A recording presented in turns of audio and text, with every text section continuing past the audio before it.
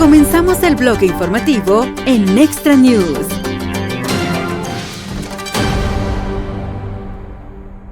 On us here in the United States to provide that security. So no longer can foreign adversaries assume we're not watching and we're not paying attention and we're not doing something about it because we are. So, Brooke, thank you very much. Appreciate it. Thank you all. And we know Texas is your home state. Secretary Rollins, our hearts go out to all those in Texas and the families, as well as in North Carolina, who are also experiencing those horrible floods. We're so happy to be here today to protect our farmers, our ranchers, and our ag community. Under President Trump, we are proudly putting our farmers first again. Thank you to our Congress, our governors, all of the great people who have gathered here today. My job is to make America safe again, which includes protecting our farmers who feed our families. The Department of Justice will use every tool at our disposal to secure, defend, and protect our ag community from threats.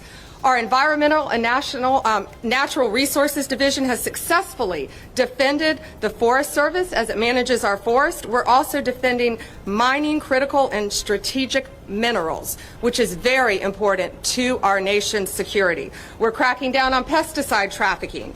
And we are doing this by closing the southern border, working hand in hand with our great Kristi Noem, where illegal and highly toxic chemicals from Mexico were smuggled into the U.S., and the Department of Justice is prioritizing the arrest of those illegal aliens doing it. Additionally, our National Security Division is actively monitoring foreign threats to American agriculture. Last month in Michigan, this is very frightening, we charged 2 Chinese nationals for attempting to smuggle potential agro-terrorism weapons into the United States. Both of them have ties to the CCP. Just days later, we arrested another Chinese citizen for sending packages of concealed biological materials into the United States. It's going to stop. FBI has opened over 100 bio-smuggling investigations in recent years. We will prosecute you. We will hold you accountable. Thank you to everyone who is here today, especially Secretary Rollins, Secretary Hegseth, all of our good friends governors, my good friends Governor Huckabee, and all of us will never back down from supporting our American farmers. God bless you, and God bless America. Well, good morning, and I am so blessed and pleased to be here with Brooke, who is a dear friend of mine, and our hearts and prayers still continue to go out with Texas, and I'll be back down there in a few days to spend more time with them and to help them continue to heal and with recovery efforts. The one thing I wanted to share with all of you today is that long before I had the honor of serving as President Trump's Homeland Security Secretary, I was a farmer. I was a rancher. In fact, I've worked on food policy for over 30 years. And I recognize that food policy is national security policy. A country who cannot feed itself, cannot take care of itself, and cannot provide for itself is not secure. And that we have to be able to feed ourselves to make sure that no other country ever controls us. And I've watched for decades as evil foreign governments, including China, have come into this country and they've stolen our intellectual property. They've manipulated their currency. They've treated us unfairly in trade deals. They've come in and purchased up our processing companies, stolen our genetics. In fact, I've worked in this building off and on commissions and projects and laws and different statutes to ensure that China did not completely take control of our entire food supply chain, recognizing that the United States of America would be in jeopardy if that ever were to happen. I've watched them come in and establish a presence in stealing our chemicals, in providing our fertilizer for us. And so 2 years ago, when I served as governor of South Dakota, we passed a law in our state that said China and 6 other foreign evil governments would never own our farmland. And I'm very proud to say that in South Dakota, China does not own any of our land, nor will they ever own any of our land. While I served in Congress, I worked hard to put in programs that would help manage risk for farmers. I tell people all the time, farmers are the biggest gamblers that I know. They go to a bank oftentimes and they have to borrow money to buy land. Then they go back to the bank and they need machinery to work that land, and so they borrow some more money to do that. Then they have to go back and get an operating note to purchase seed and fertilizer or chemical potentially. And they put it in the dirt and they hope that months later it'll rain, the sun will shine, and that there'll be something there that they can pick up, that they can sell, and then that the markets that are beyond their control, that there will be a price there that will help them cash flow so they can go back and do it all over again the next year. They do that so that they can feed this country, so that they can feed this world. In fact, growing up as a little girl and as a daughter of a farmer and a rancher, I always felt like God loved farmers more. I mean, if you look at the Bible, look at Scripture, and you look over and over again, he talks about sowing and reaping and cattle on 1,000 hills and your barns to overflowing. And so I feel like there's a special blessing on farmers. And the fact that we have a president and that we have a Secretary of Agriculture that recognizes the importance of food policy and what it means to this country's security is so wonderful. It's such a change from what the previous administration and how they prioritized our farmers and ranchers. So now as the Secretary... Now, as the Secretary of Homeland Security, I have responsibilities when it comes to securing our homeland. But many of those responsibilities have to do with securing our critical infrastructure. We have the responsibility for 10 of our 16 critical infrastructures, which means our electrical grid, our water supply chain, how we protect and run this country, and what we do to make sure the people here are safe, but not just the people, the products and goods that come in and out of this country. Our Customs and Border Protection units are the ones that all of our goods come into this country and leave this country on, and their investigations and how they inspect our ag products are critically important to make sure that we aren't facing any kind of threats from what kind of products may come into this country or what kind of terrorist acts might happen from goods that other countries may wish to send to us that would harm our food supply. We will continue to make sure that we have the systems in place, the people in place, the experts in place, and the policies in place to make sure that this country always feeds itself, and that we always have the ability to grow our own food, and that we rely on no one else to feed the people of the United States of America, because it is a national security issue when a country cannot provide for itself. And we will never let any other country control our food supply or control our people, because we will always be the great United States of America. Thank you. Oh, it was just a weather station? We seem so naive about so much of this, when in fact we have nations and bad actors trying to do bad things using our supply chains now as weapons. The world changed yet again on April 2nd when the Chinese embargoed critical minerals, not just on us but for the rest of the world. The Russians now embargo things like neon and helium and uranium as a tool. So we must be clear-eyed about the threats, and I just have to congratulate Secretary Rollins for taking leadership on an issue which has been troublesome for years. And we have governors here, like Kristi Noem in South Dakota, just leadership on that. She was doing that before anybody was paying attention. We're going to hear from Governor Huckabee. Arkansas has led the way on this issue at the state level, even as the federal government has been silent about it up to this point. The last thing is big things like Smithfield Foods. I don't know if you know this, but this one really troubled me when it happened, but the Chinese bought Smithfield Foods and basically control about 1/8 of the world's pork supply now. And we worry, we've had food inflation. We worry when things happen that can be part of that. And then the other key purchase which we allowed them to do was Syngenta. Well, what is that? It's a seed company. And in a world of ever-changing pests and things like that, and climate differences about where water is and things like that, seeds really can be the revolution that keeps the world fed. And China now owns a key part of that.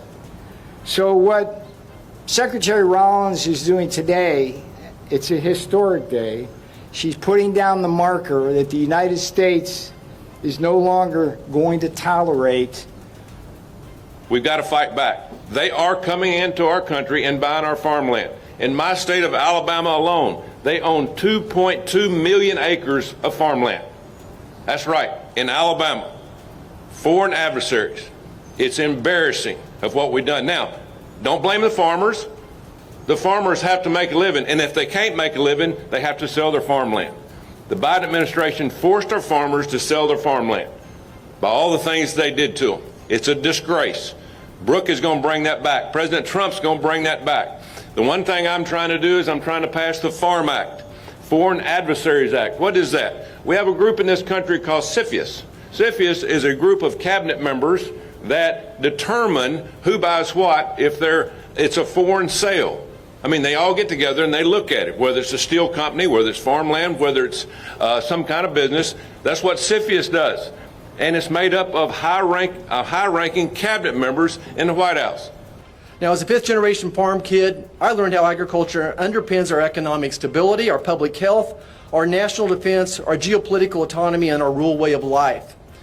It contributes $1.5 trillion to GDP and supports over 22 million jobs, yet we often take it for granted.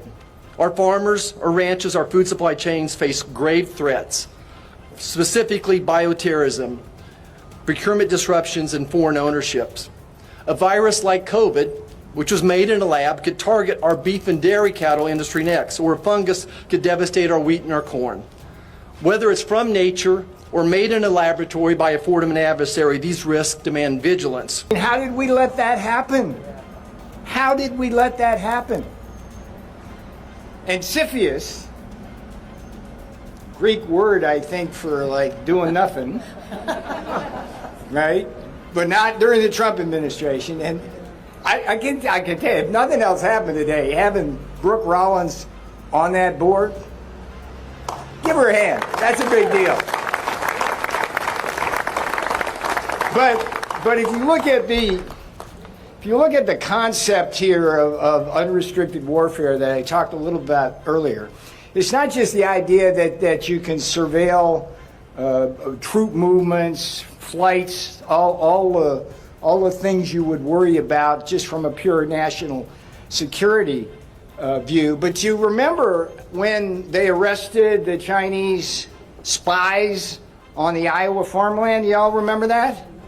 I mean, that was another turning point in our awareness, where they were, so if they're owning the farmland, they have access to all of they're going to get the seeds that way too. And so ultimately, the other thing they want to do is, which is why they bought Smithfield Foods. I don't know if you know this, but China consumes 50% of the pork in the world. Did you know this? That's astonishing. I think we got the corner on Kentucky Fried Chicken, but they cornered the part. So when they acquire Smithfield's Foods and the entire pork chain, it's like that becomes a weapon in and of itself. So the more land they acquire here, the more control they have. And it's a business model. I mean, we're the United States, but they treat us like a colony. They do the same damn thing down in Zambia with tobacco. And around all of Africa, they buy land, they bring in Chinese workers to work the land, and then they ship the food back to China, and the people around starve or pay higher prices. So when you ask us, what's this about? It's about everything. Food security is national security. Thank you. I want to make a comment here, if you don't mind. So, to me, the Chinese owning land is just a small piece of the puzzle. I'm much more concerned about the food supply down the road here, that right now foreign entities own about a fifth of the protein processing. Between beef and pork, JBS and Smithfield own about a fifth, maybe a fourth of the protein processing in this entire country. That's just wrong. I think beyond that, it's the intellectual property theft. It's the Chinese scientists that are in our own universities and research that are stealing intellectual property. It wasn't too long ago they were taking rice seeds from my alma mater. The Attorney General mentioned something up in Michigan. It's that constant threat. But what really keeps me awake, the real threat to me, the biggest, is bioterrorism. If you could imagine a COVID-like virus made in a laboratory in Wuhan, China, that could infect all the hogs of the world, but you had an mRNA vaccine that could protect your own hogs, what would that do to our world's food supply? That's what keeps me up, and that's why I'm a big proponent of the work being done at NBAT, the National Agro Research Defense Facility in Manhattan, Kansas as well. I think that's the biggest active threat that I see is bioterrorism.